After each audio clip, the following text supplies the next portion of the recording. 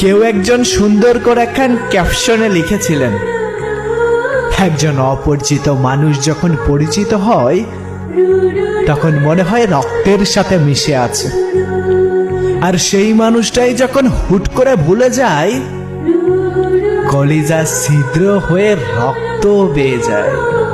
এই যন্ত্রণাটা না ভাই দেখার মতো কেউ নাই।